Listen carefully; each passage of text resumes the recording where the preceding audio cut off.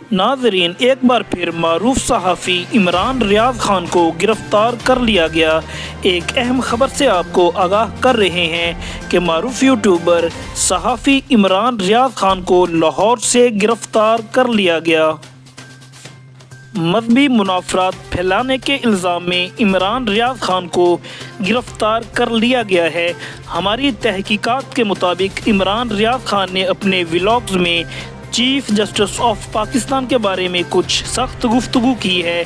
اس کے علاوہ مذہبی منافرات پھیلانے کے الزام میں عمران ریاض خان کو گرفتار کر لیا گیا ہے۔ آپ کو بتاتے چلیں کہ پہلے بھی کچھ عرصہ عمران ریاض خان جیل میں گزار چکے ہیں اور اب ایک بار پھر عمران ریاض خان گرفتار ہو چکے ہیں۔